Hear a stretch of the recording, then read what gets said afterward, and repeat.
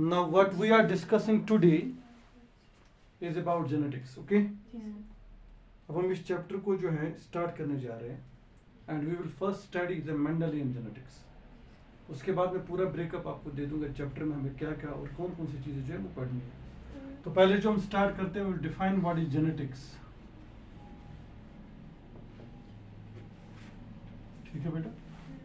अब genetics is a branch of biology which deals with heredity and variation.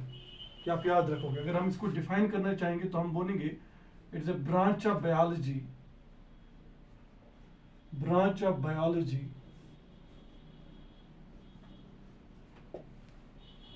which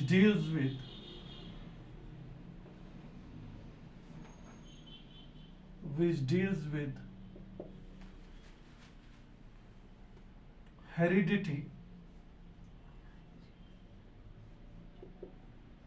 and variation। ये दो चीजें आपको दिमाग में बिठानी है, हेरिडिटी एंड वेरिएशन।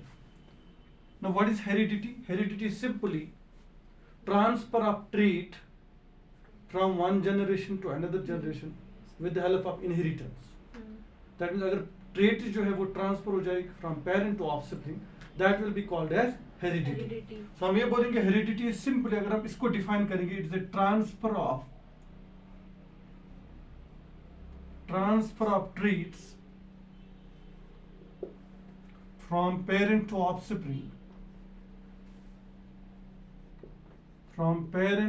offspring, या from one generation to another generation by the process of inheritance,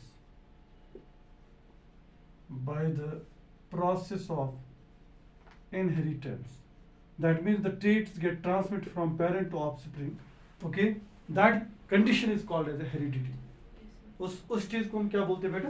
उसको हम बोलते हैं हेरिडिटी। अब वेरिएशन क्या है, ये चीज में क्लियर करो। वेरिएशन क्या है? Variation is a degree of change. अब किन के बीच? अगर हम देखेंगे बिटवीन टू पेरेंट्स, जैसे यहां हम बोलेंगे between the parents and offsprings and between the what we call these members of the offspring। मैं एक एग्जांपल दे दूंगा, मैं एक एग्जांपल के थ्रू आपको अंडरस्टैंड कराऊंगा कि बिटवीन मैं क्या बता रहा हूँ। सो हम बोलते हैं variation is a degree of change. किन के बीच में? जैसे हमारे पास पेरेंट्स हैं, उनके आप समझ लो दो ऑफस्प्रिंग्स हैं। वेरिएशन हम उस चीज को भी बोल सकते हैं, उन दो ऑफस्प्रिंग्स में क्या डिफरेंसेस है, उसको भी वेरिएशन बोल सकते हैं। या इन दो ऑफस्प्रिंग्स और इन पेरेंट्स के बीच में क्या डिफरेंस है, उसको भी हम क्या बोल सकते हैं? वेरिएशन बोल सकते हैं। जैसे मैं एग्जांपल दे दूंगा आपको समझाने के लिए। तो अगर हम वेरिएशन को पहले डिफाइन करेंगे तो हम बोलेंगे it's a degree of change. ये चेंज है किन के बीच में? देखेंगे हम बिटवीन द व्हाट? ऑफस्प्रिंग्स, और between the offsprings and parents. So it's a change between offsprings and between offsprings and parents, and between offsprings and parents। अब उनके बीच में क्या चेंज है? मैं एक एग्जांपल दे दूंगा, एग्जांपल के थ्रू हम इसको अंडरस्टैंड करेंगे।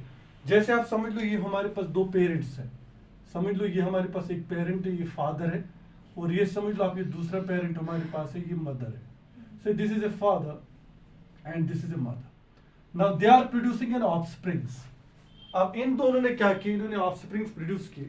अब इन्होंने दो तरह के ऑफस्प्रिंग, देखो ये ऑफस्प्रिंग एक है हमारे पास, और ये उन्होंने ह्यूमन ही तो प्रोड्यूस करेंगे अगर ह्यूमंस की बात, और ये हमारे पास दूसरी ऑफस्प्रिंग है, ये उन्होंने फॉर्म की। अब इन दो ऑफस्प्रिंग्स के बीच में क्या डिफरेंस है? That is a variation. या इन ऑफस्प्रिंग्स और इन पेरेंट्स के बीच में क्या डिफरेंस है? That is also variation. और वेरिएशन हम मोस्टली बोलते हैं variation is due to the sexual reproduction, you know about it. मगर अल्टीमेट सोर्स ऑफ वेरिएशन है क्या? अगर आपसे पूछा जाएगा कि हमें बताओ कि पेरेंट्स से, बात सुनो मेरी बात, पेरेंट्स से हमारे पास जीन जो है वो इनहेरिट होते हैं ऑफस्प्रिंग के अंदर थ्रू सेक्सुअल प्रोडक्शन, और जो हमारे पास ऑफस्प्रिंग होता है it is not genetically similar to the parent। ये जेनेटिकली पेरेंट को सिमिलर नहीं है, इसके जीन डिफरेंट होते हैं। जैसे we have a variation, we are not what you call similar to our parents, हम डिफरेंट है पेरेंट्स, इट्स वेरिएशन। और ये वेरिएशन किसकी वजह से? सेक्सुअल। लेकिन अल्टीमेट सोर्स ऑफ वेरिएशन जो होती है वो होती है म्यूटेशन। क्या होती है?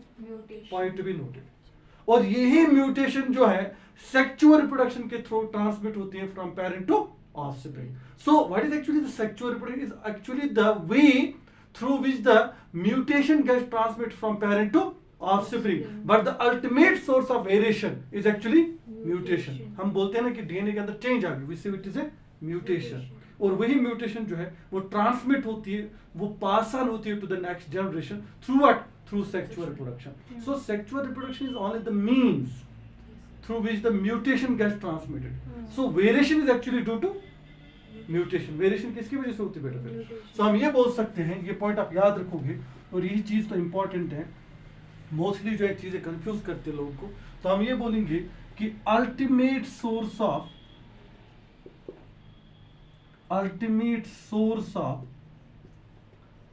Variation is mutation, is what? Is mutation, and sexual reproduction is a means, and sexual reproduction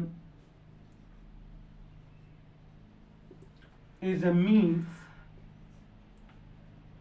through which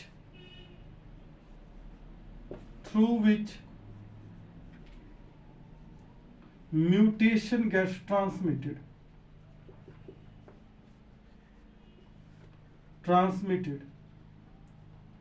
from parent to offspring. ये इंपॉर्टेंट पॉइंट है। अब अगर आपको वहां से क्वेश्चन आए, बात सुनो मेरी बात, जैसे variation between the offsprings and the parent, it is because of, तो आप बोलोगे म्यूटेशन। अगर वहां पे सेक्सुअल रिप्रोडक्शन भी दिया होगा लेकिन म्यूटेशन को टिक करना, सेक्सुअल रिप्रोडक्शन ओनली मींस है through which this mutation gets inherited from parent to the offspring. ये चीजें आप लोगों को क्लियर करनी है।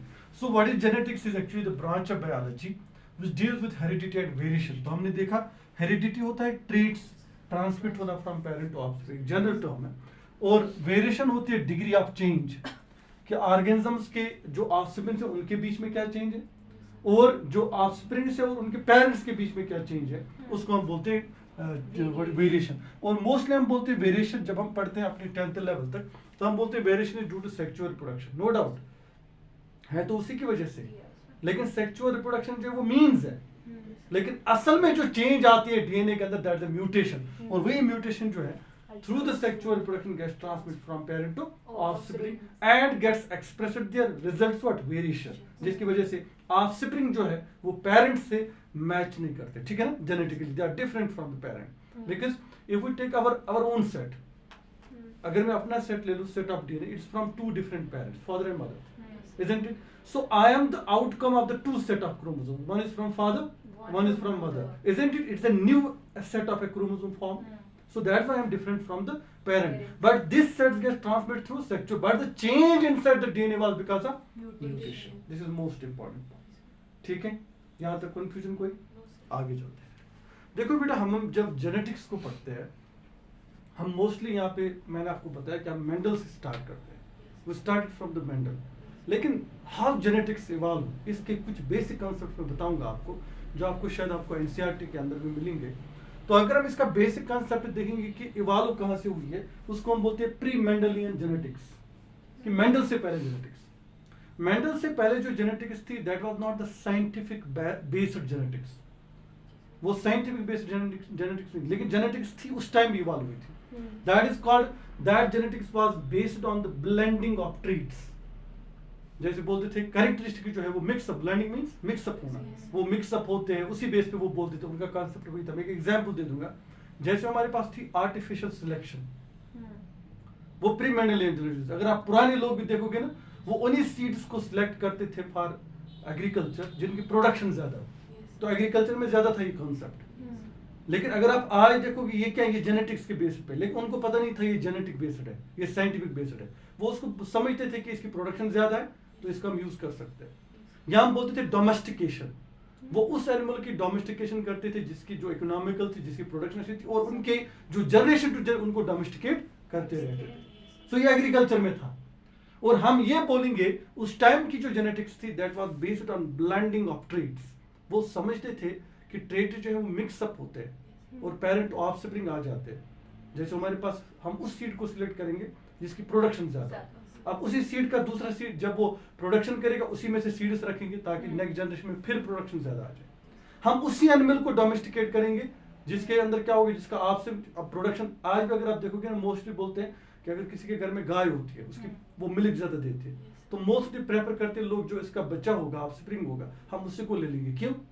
क्योंकि उसकी प्रोडक्शन मिल्क प्रोडक्शन ज्यादा है और मिल्क क्वालिटी अच्छी है। उसको बोलते हैं blending of treat, that was based on the blending of treat. हम उसी को डोमेस्टिकेट करेंगे जिसकी प्रोडक्शन अच्छी हो। ये होती थी पुराने जमाने में। It was not scientific based, ये scientific based, it was based on blending of treats.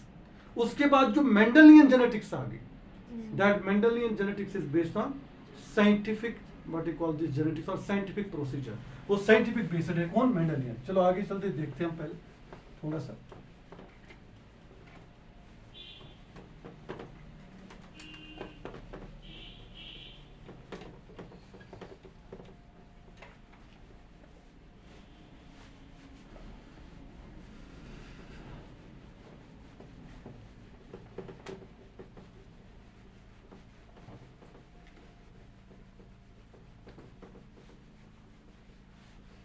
चलो हम देखते हैं हाउ जेनेटिक्स इवॉल्व, हाउ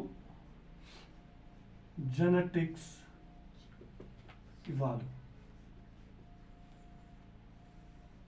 इसमें जो हम पहला पॉइंट देखेंगे that is pre Mendelian genetics. What will study is a pre Mendelian genetics. और प्री मेंडलियन जेनेटिक्स हम मोस्टली कहां पे देखते हैं? We see it in case of agriculture. यह हमने मोस्टली देखा कहां पे? एग्रीकल्चर के अंदर। Mostly see it in agriculture. और एग्रीकल्चर के अंदर हमने देखा कि यहां पे दो चीजें होती थी। एक होता था आर्टिफिशियल सिलेक्शन, आर्टिफिशियल सिलेक्शन। हम उसी सीड को सिलेक्ट करते थे एग्रीकल्चर में जिसकी प्रोडक्शन ज्यादा हो, तो आर्टिफिशियल सिलेक्शन। और दूसरी होती थी डोमेस्टिकेशन, दैट मीन्स हम उसी एनिमल को पालते थे जिसका क्या होता था, जिसकी प्रोडक्शन अच्छी थी, इकोनॉमिकल था, ठीक है। हम उसी एनिमल को डोमेस्टिकेट भी कर दे जो हमें यूज होता था डे टू डे लाइफ में। और हम ये बोलेंगे प्री मेंडलियन जेनेटिक्स तो किस पे बेस्ड थी? Blending of treats. तो इसकी जो बेस थी it was based on blending of treats. So based on blending of treat. वो इस चीज पे बिलीव करते थे कि ट्रेट जो है ये मिक्सअप हो जाते हैं and get inherited from one generation to, लेकिन वो नहीं जानते थे ट्रेट्स है क्या, कहाँ से आते हैं। और ये ब्लेंडिंग का उनको बस खाली था कि हमारे पास ये सीड प्रोडक्शन ज्यादा देता है, वो नेक्स्ट सीजन में उसी सीड को ग्रो कराते थे, क्योंकि उनको कॉन्सेप्ट ही था आर्टिफिशियल सिलेक्शन। डोमेस्टिकेशन, उसी एनिमल को डोमेस्टिकेट करो जिसकी प्रोडक्शन अच्छी हो। अब उसका नेक्स्ट जनरेशन आता तो बोलते थे इसमें कैरेक्टरिस्टिक्स आ जाएंगे ही। नहीं, वो नहीं मैं बोल रहा था उस टाइम तो कॉन्सेप्ट यही था। फिर तो इवॉल्व होगी जेनेटिक्स। मैं तो ये बोल रहा हूँ कि बाकी चीजें भी तो हम मोस्टली अगर हम देखेंगे डोमेस्टिकेशन की बात करेंगे, ऑक्स को डोमेस्टिकेट करते किसके लिए? प्लोइंग के लिए। अब कॉन्सेप्ट यही था। अब कोई, मैं एक एग्जांपल दे दूं, कोई काउ थी, अब उसकी प्रोडक्शन बहुत अच्छी थी, अब उसके बच्चे को डोमेस्टिकेट करते थे। क्यों?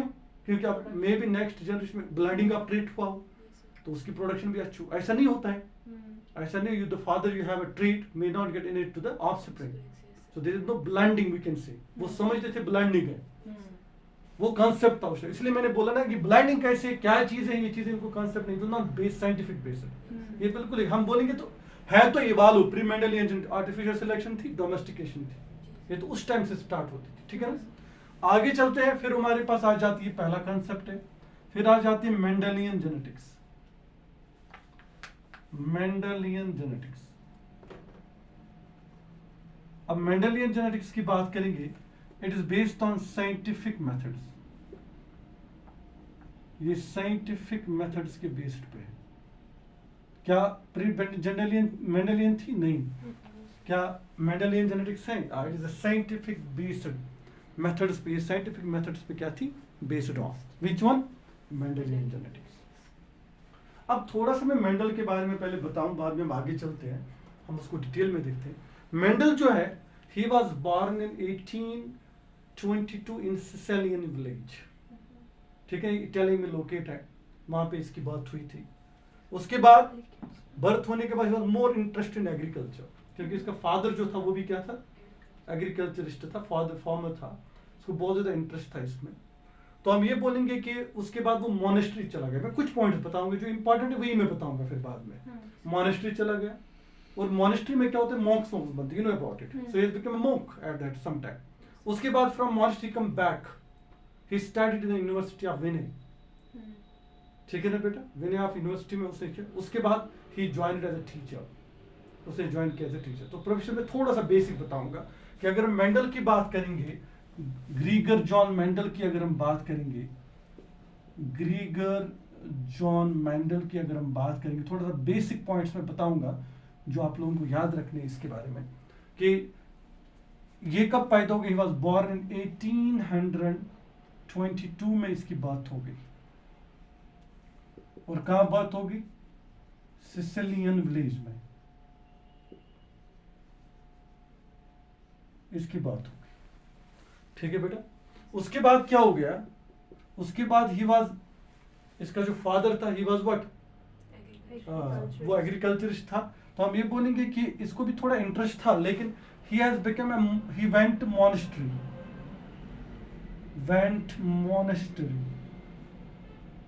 और क्या बन गया बेटा? मॉन्क बन गया। कुछ पॉइंट्स में बताऊंगा, ठीक है ना।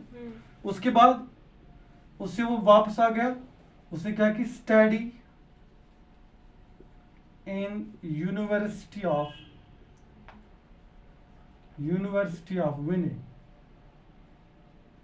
इसमें से स्टडी। उसके बाद he became teacher, उसके बाद वो क्या बन गया बेटा? टीचर बन गया। अब सबसे इंपॉर्टेंट चीज मैं बताऊं यहाँ पे, जो मैं ऐड करूं इसके इस पॉइंट, ये तो आती ही नहीं, कभी पूछ ही नहीं जाते, ये तो कभी भी नहीं पूछेंगे आपसे, लेकिन इंपॉर्टेंट पॉइंट मैं बताऊंगा। अगर आपसे पूछा जाए which person is called as a pioneer of a classical genetics, pioneer मतलब क्या होता है?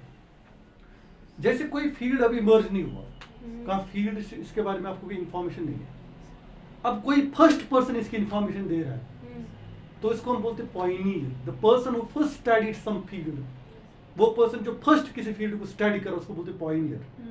और जो हमारे पास मेंडेलियन जो, तो ओल्ड जेनेटिक्स है, that's why it's called as a classical genetics. What is it called as? तो क्लासिकल जेनेटिक्स का पॉइनियर कौन है?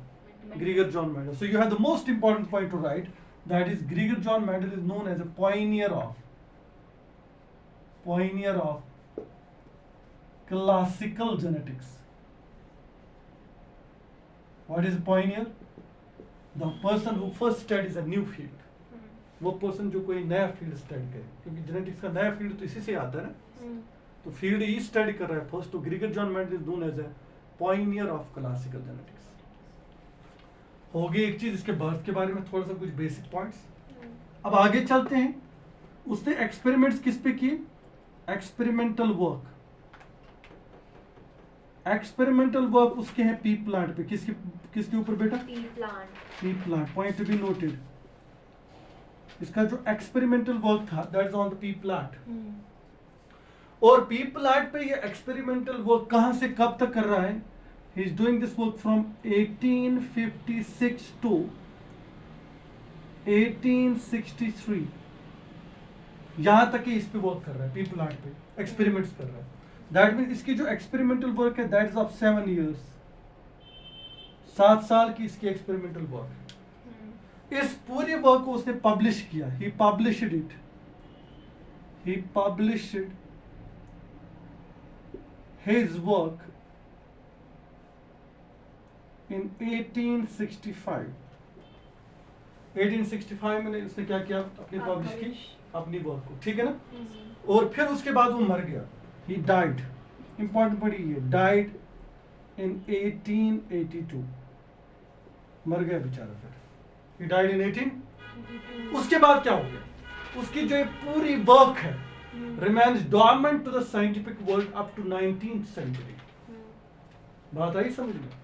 देखो बेटा क्या कर रहा है, एक्सपेरिमेंट वर्क कर रहा है पी प्लाट के ऊपर 1856 से स्टार्ट कर रहा है 1863 तक, उसके बाद उसे पब्लिश किया 1865 में, उसके बाद मर गया 1882 में, ड्यू टू किडनी फेलियर हो गया था इसका, ठीक है ना, मर गया बेचारा। अब इसकी जो पूरी वर्क है ये साइंटिफिक वर्ल्ड को डॉर्मेंट रही up to 19th century, so his work remains dormant, his work remained dormant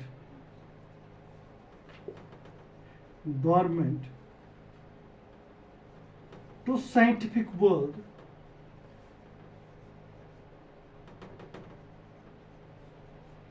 till 19th century। यहां तक इसकी वर्क जो है वो डॉर्मेंट रहती है साइंटिफिक वर्ल्ड। उसके बाद क्या होगी, आफ्टर 19th से there was a rediscovery of the Gregor John Mendel's work, तो हम ये बोलेंगे उसके बाद क्या होगी,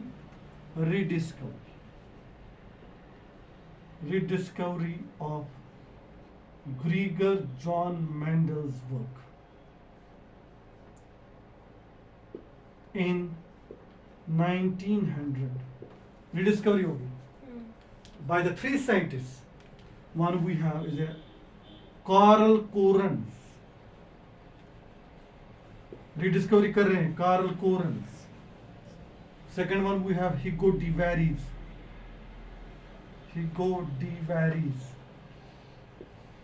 थर्ड वन हमारे पास है टिस्मार्क। ये 3 साइंटिस्ट जो है इसकी वर्क को क्या कर रहे हैं, रीडिस्कवर कर रहे हैं। कब कर रहे हैं rediscover, after 19th century. That means scientific world को तकरीबन ये 19 ईयर्स तक डॉर्मेंट रही। उसके बाद इन साइंटिस्ट ने क्या किया, इन्होंने ग्रीगर जॉन मेंडल की वर्क को क्या किया, रीडिस्कवर किया, ठीक है।